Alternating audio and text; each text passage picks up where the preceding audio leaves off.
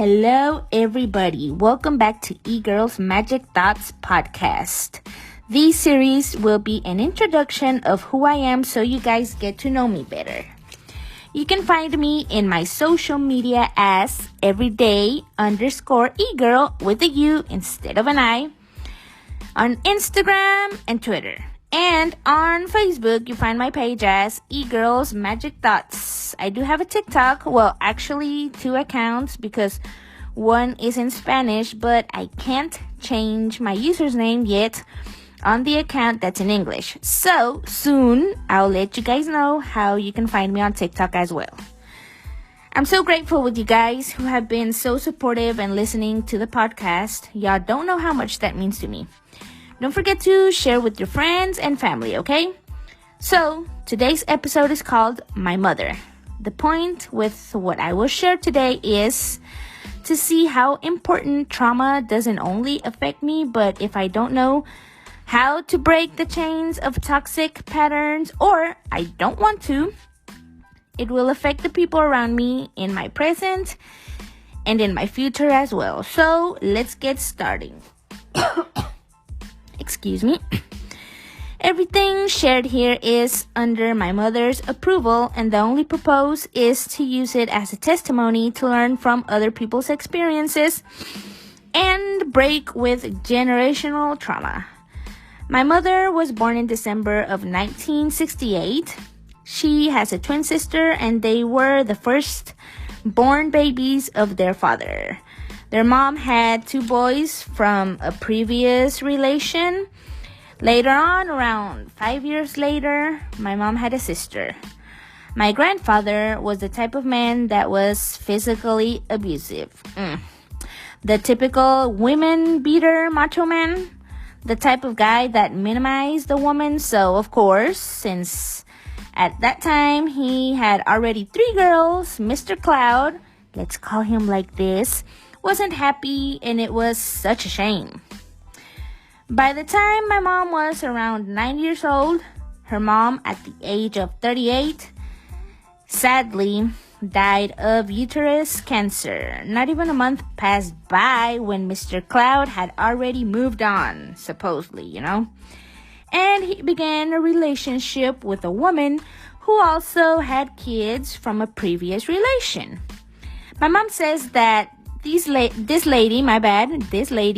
who we will call Lily, was nice, and that she taught my mom some things like making tortillas, clean a house, basic house chores.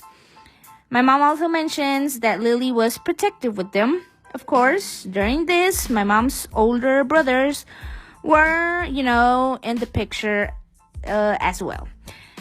But my arrogant, abusive grandfather, which he doesn't deserve the title of father or grandfather, would also be physically abusive with Lily. If the house wasn't clean or if he didn't like the food, he would, beat her up. It was always insignificant reasons that would make him beat her up, But my mom says that Lily never left because my mom would beg her to not leave her alone.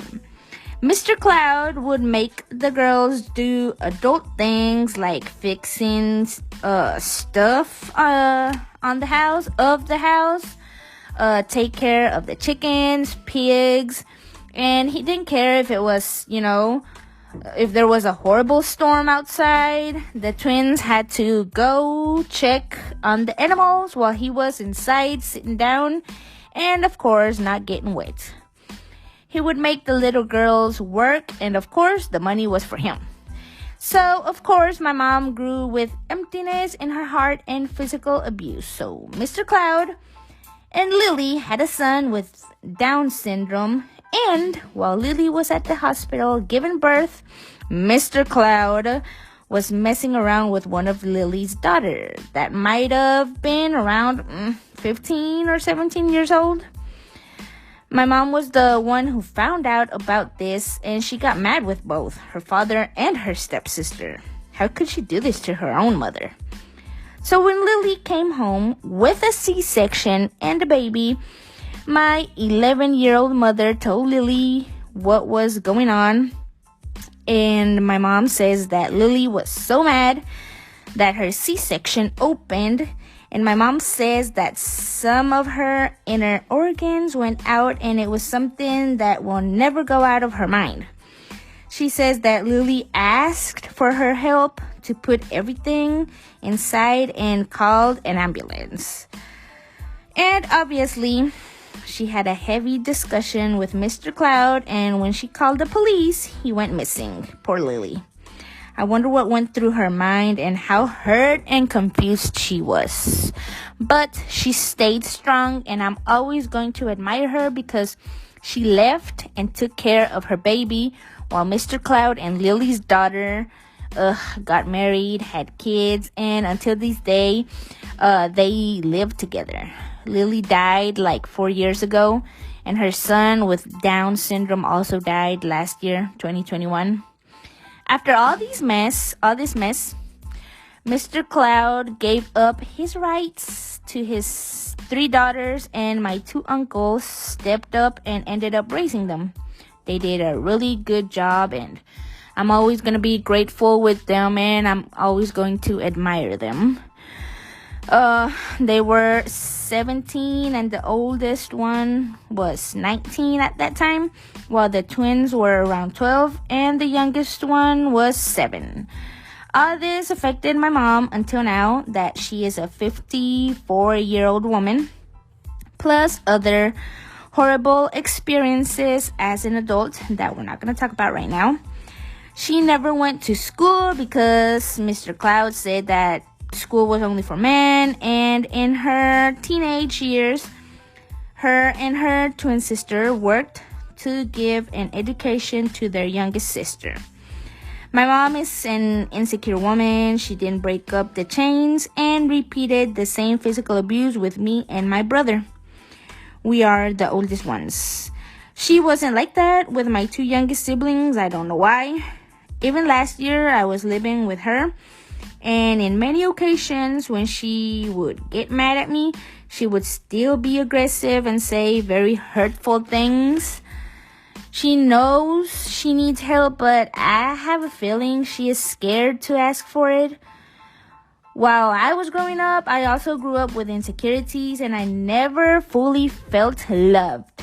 I would get irritated in uncomfortable situations, just like my mom when she would not have patience with us, and that lack of love made me look for it in the wrong place. But I'll leave that story for another episode. Growing up wasn't easy for me. I even got to feel hate towards my own mother because far from the physical pain, the one that still remains now that I'm a 29-year-old woman is my soul's pain. But instead of being stuck as a victim, I've chosen to break the pattern and be the one that ends this generational trauma. I didn't deserve so much as a little girl. I'm still healing, but my mom was also a victim, and she still is a victim because her inner child is still hurting. And I hope and pray that one day she finds the way, and if I'm not the one to help her, I hope someone else will guide her to heal all that she needs to heal, all that she carries. I am healing for me. My inner child deserves it, and I might not give my son everything in a matter of materialistic stuff, but I do want to give him everything I didn't have, such as love, patience, appreciation, and reassurance. I want to be able to build a strong self-esteem on him and explain to him the good and the bad in this life. I want a mentally healthy family where if my son has a problem, he can come to me as his safe place instead of hiding things because I'll get mad or I'll beat him up. So I'm sending my mom good vibes and I'm manifesting healing and happiness in her life. Mom, I still love you. It cost me a lot to realize that I do love you and I forgive you. No hard feelings. And to you who are listening, I want to share this quote with you and keep it close to your heart. And it says like this: pain moves through families until someone is ready to feel it and heal it. So I'll see you in next episode. Don't forget to share. Hugs and positive vibes, my loves. Bye. Mwah.